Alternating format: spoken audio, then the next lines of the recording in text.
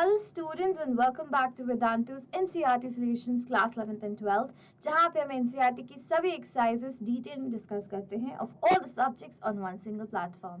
ये क्वेश्चन है आपकी क्लास 12th की केमिस्ट्री की NCERT का सबसे पहला चैप्टर सॉल्यूशंस का क्वेश्चन नंबर 1.33। ये क्वेश्चन कहता है 19.5 gram of CH2FCOOH is dissolved in 500 gram of water.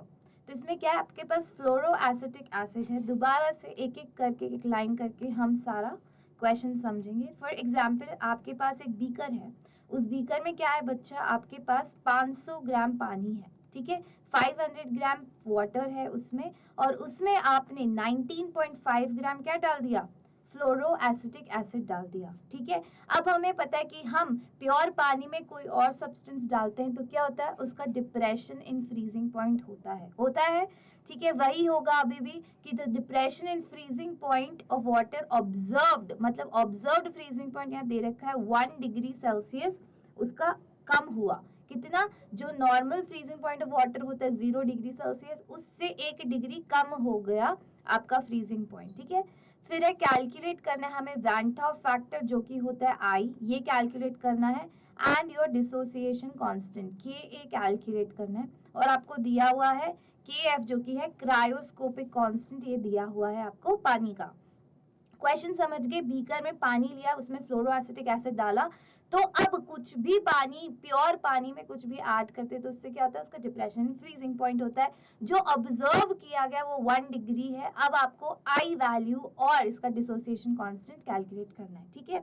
सबसे पहले हमें क्या पता होना चाहिए, जो CH2FCOOH है इसका क्या पता होना चाहिए सॉरी, मोलर मास पता होना चाहिए, ठीक है। मोलर मास क्या है इसका कैलकुलेट कर लेते हैं, बिल्कुल मुश्किल नहीं है। सी का होता है 12, ठीक है। कितने सी है यहाँ पे, 2 सी है तो 12 इंटू 2 कर दूं, प्लस हाइड्रोजन कितने हैं, पूरे में 3 हाइड्रोजन है तो 3 इंटू 1 कर दूं, 1 इसका एटॉमिक मास है, प्लस योर 2 ऑक्सीजन है 16 इंटू 2, प्लस जो भी फ्लोरीन का मास होता है उसको ऐड करोगे तो आपका आंसर आएगा 78 ग्राम पर मोल। ये आपका 78 ग्राम पर मोल क्या है, मोलर मास है फ्लोरो एसिटिक एसिड का। अब हम इससे क्या निकाल सकते हैं, मोल्स निकाल सकते हैं फ्लोरोएसिटिक एसिड के। तो मोल्स निकाल रहे हैं हम CH2FCOOH के मोल्स, जो कि कितने होते हैं, given mass upon molar mass. Given mass हमें है 19.5 ग्राम हमने डाला है, वही हम यहाँ लिख देंगे 19.5 ग्राम, और मोलर मास हमने निकाला था 78 ग्राम पर मोल, यही निकाला था मोलर मास, ठीक है। तो इससे हमारे नंबर ऑफ मोल्स आ जाते हैं 0.25 मोल्स। तो 0.25 मोल्स आपने किस में डाले, 500 ग्राम पानी में डाले, ठीक है। अब इस 500 ग्राम पानी से हम क्या निकाल सकते हैं, इसकी मोलालिटी निकाल सकते हैं। मोलालिटी का फॉर्मूला होता है number of moles of solute, number of moles of solute. Solute क्या है यहाँ पे, CH2F, यही डाला ना पानी में तो वो हो गया आपका सल्यूट, यहाँ सी भी आएगा, ठीक है, वो आपका सल्यूट हो गया, upon your mass of solvent taken, कितना, जो भी मास क्या लिया, मास ऑफ सॉल्वेंट, सॉल्वेंट का जितना भी मास है किस में लिया है हमने, केजी में लेना है, ठीक है। मोल्स ऑफ CH2F ये हमने निकाल लिए, यही वाली वैल्यू मैं यहाँ पुट कर देती हूँ 0.25 मोल्स, ठीक है, ये है मोल्स, और नीचे क्या आएगा, मास ऑफ सॉल्वेंट, कितना सॉल्वेंट है, पानी, और पानी देखो हमने लिया है 500 ग्राम, ग्राम लिया, इसको केजी में कन्वर्ट करना है तो 0.5 केजी हो गया, ठीक है, जिससे हमारी मोलालिटी की वैल्यू आती है 0.5 मोल्स पर केजी। ये हमारी किसकी वैल्यू हो गई, मोलालिटी की, ठीक है। अब मोलालिटी की वैल्यू आ गई तो अब हम इसमें क्या डाल सकते हैं, डेल्टा टीएफ। अब आप एक बात समझिए कि आपको जो डेल्टा टीएफ ऑब्जर्व्ड दिया हुआ है, ऑब्जर्व जो हुआ है वो डेल्टा टीएफ आपको कितना दिया हुआ है, कि कितना depression in freezing point observe किया गया 1 डिग्री सेल्सियस, वही 1 डिग्री सेल्सियस यहाँ पे लिख देती हूँ, ठीक है। अब हम डेल्टा टीएफ कौन सा निकाले, कैलकुलेट करके निकालते हैं। डेल्टा टीएफ का फॉर्मूला होता है cryoscopic constant into molality. Cryoscopic constant question में गिवन है कितना, 1.86 केल्विन केजी पर मोल, यही यहाँ पे लिख देती हूँ 1.86 गिवन है। मोलालिटी अभी हमने निकाली कितनी आई थी, 0.5, यही यहाँ पे लिख देती हूँ 0.5 इसकी मोलालिटी आई थी। इससे हमारा डेल्टा TF जो कैलकुलेटेड आएगा वो आएगा 0.93 केल्विन। ठीक है, तो ये हमारा कितना आ गया बच्चा, ये जो हमने कैलकुलेट करके निकाला और पर इतना ऑब्जर्व किया गया। ठीक है, तो इसकी जो आई वैल्यू है, जो आई क्या होता है आपका van't Hoff factor, van't Hoff factor. तो जो बच्चा आई वैल्यू होती है उसका एक और उसका फॉर्मूला होता है कि your observed i is equals to delta TF observed, delta TF जो ऑब्जर्व्ड वैल्यू थी, ऑब्जर्व्ड वैल्यू थी वो अपॉन डेल्टा TF जो हमने कैलकुलेट करके निकाली है। ठीक है, ये होता है आई वैल्यू का निकालने का फॉर्मूला। ठीक है, अब आप मुझसे पूछोगे कि मैम ये तो सेल्सियस में दिया हुआ है और आपने केल्विन में निकाले। बच्चा ये क्या है, डिफरेंस है, डिफरेंस है। जो डिफरेंस में मैटर नहीं करेगा, चाहे सेल्सियस में दे रखा हो चाहे केल्विन में दे रखा हो, एक ही बात होती है क्योंकि वो डिफरेंस है दोनों का। चाहे आप केल्विन में डिफरेंस निकालो तो भी इतना ही डिफरेंस आएगा, चाहे आप सेल्सियस में डिफरेंस निकालो। ठीक है, दिस इज अ डिफरेंस। तो ऑब्जर्व्ड है आपका 1 और नीचे है आपका 0.93। इससे आपकी आई वैल्यू आ जाती है 1.0753। वाई वैल्यू क्या होती है आपका वैन हॉफ फैक्टर। ठीक है, तो फर्स्ट पार्ट ऑफ क्वेश्चन क्या था कि कैलकुलेट कर रहा है वैन हॉफ फैक्टर, हमने निकाल ली i value. First part of question is done. इतनी आई है 1.0753। कैसे आई है, क्योंकि इसका फॉर्मूला होता है कि डेल्टा TF जितना depression and freezing point observe किया गया, फिर जो अपॉन जितना हमने अभी कैलकुलेट किया यहाँ पे, इन दोनों का जो रेशियो होता है वो क्या होती है आपकी आई वैल्यू। ये समझ आया। अब नेक्स्ट क्वेश्चन में हमें क्या कैलकुलेट करना है, डिसोसिएशन कांस्टेंट निकालना है। अब आपके पास जो एसिड दे रखा है बच्चा वो है CH2F COOH, फ्लोरो एसिटिक एसिड आपने पानी में डाला।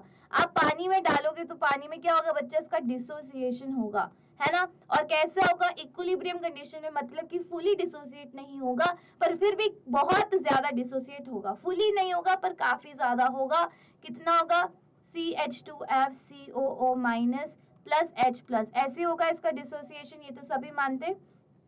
अब इसका जब डिसोसिएशन होता है, जब इनिशियल कंडीशन क्या होती है, इनिशियली हमारे पास केवल क्या प्रेजेंट होता है बच्चा, रिएक्टेंट प्रेजेंट है। तो इसकी कॉन्सेंट्रेशन अगर C मानी तो इनिशियली प्रोडक्ट्स तो होते ही नहीं, केवल रिएक्टेंट होता है, तो 0 0।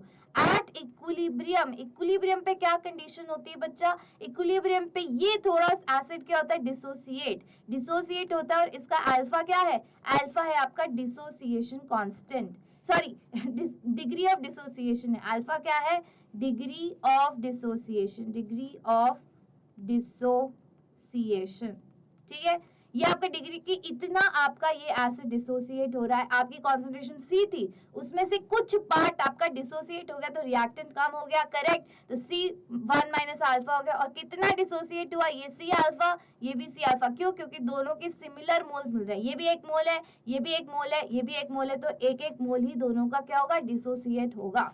ठीक है, अब इतना समझ आया। अब इसकी जो आई वैल्यू होती है उसका कैलकुलेट करने का एक और तरीका होता है। हम क्या करते हैं, इनके सबके प्रोडक्ट और रिएक्टेंट के मोल्स प्लस कर देते हैं, मतलब इक्विलिब्रियम कंडीशन पे, इक्विलिब्रियम कंडीशन, इक्विलिब्रियम पे नंबर ऑफ मोल्स जितने होते हैं उनका क्या लेते हैं हम बच्चा, टोटल ले लेते हैं, तो वो आपका आई वैल्यू आ जाती है। इक्विलिब्रियम पे टोटल नंबर ऑफ मोल्स कितने हैं, 1 minus alpha plus your alpha plus your alpha, ये आपके इक्विलिब्रियम पे मोल्स हैं। ठीक है, कॉन्सेंट्रेशन एक बार हटा दी, मोल्स कितने, अल्फा अल्फा है दोनों के, तो आपका आई की वैल्यू इससे आ जाती है, मैं नेक्स्ट पेज पे लिख रही हूँ, आई की वैल्यू इससे आ जाती है 1 प्लस अल्फा। आई हमने अभी कैलकुलेट किया था, आई कैलकुलेट किया था यहाँ से 1.0, ये आई की वैल्यू 1.0753, यही यहाँ पे पुट कर देती हूँ तो अल्फा की वैल्यू निकल जाएगी 1.0753 is equals to 1 plus alpha. तो इससे आपकी अल्फा की वैल्यू हो गई 0.0753, मतलब इतना डिग्री ऑफ डिसोसिएशन होगा आपका। अल्फा की वैल्यू आ गई। अब जो Ka है दोबारा से मैं नेक्स्ट पेज पे लिख देती हूँ, अल्फा निकल गया। अब मैं एक और बार वही इक्वेशन लिख रही हूँ, CH2F COOH का जैसे डिसोसिएशन होता है। ठीक है, अब यहाँ पे निकलेगा CH2F COO minus and your H plus, ये दोनों हमें प्रोडक्ट्स मिलेंगे। एट इक्विलिब्रियम सीधे कंडीशन लिख रही हूँ। इक्विलिब्रियम पे क्या थी यहाँ पे इसकी कॉन्सेंट्रेशन थी C1 माइनस अल्फा, यहाँ पे थी C अल्फा और यहाँ पे भी थी C अल्फा।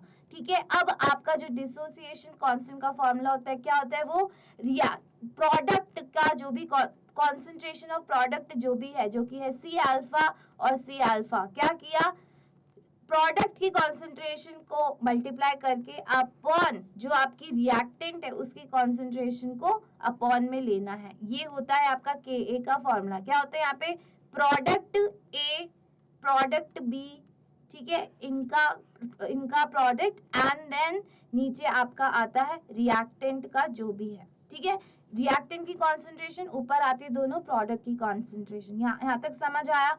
अब क्या होगा यहाँ पे बचेगा फिर मेरे पास C alpha square upon 1 minus alpha. ये ऐसे निकालूंगी मैं Ka की वैल्यू। कॉन्सेंट्रेशन क्या है, कॉन्सेंट्रेशन आपकी जो मोलालिटी निकाली थी, आपने निकाली थी मोलालिटी, कहाँ निकाली थी, ये देखो, ये हमने क्या निकाली थी, मोलालिटी निकाली थी, सबसे पहले निकाली थी ना, फिर तो डेल्टा TF में डाली थी। 0.5 आई थी इसकी मोलालिटी। मोलालिटी क्या, एक तरह की कॉन्सेंट्रेशन है, तो वही मैं यहाँ लिख देती हूँ 0.5 मोलालिटी जो हमारी आई थी, इनटू अल्फा हमने निकाला था अभी, अल्फा कितना आया था 0.0753, वो यहाँ पे लिख देती हूँ 0.0753 का स्क्वायर अपॉन 1 माइनस 0.0753।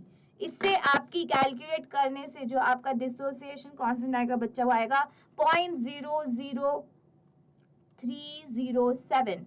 इसको लिखने का अच्छा तरीका क्या होता है, ऐसा कभी भी आपको ऑप्शन नहीं आएगा एग्जाम में, कैसे लिखना होता है, यहाँ छोड़ के मत आना, कैसे लिखना होता है। अब एक और चीज देखो आप, इसको हमें साइंटिफिक नोटेशन में लिखना होता है। अब ये जो यहाँ पे डेसिमल पॉइंट था, इसको मैं मूव करती हूँ कितनी प्लेसेस, 1 2 3, कहाँ पे लेके जाते हैं, जो फर्स्ट नॉन जीरो नंबर होता है उसके आगे डेसिमल पॉइंट लेके जाते हैं।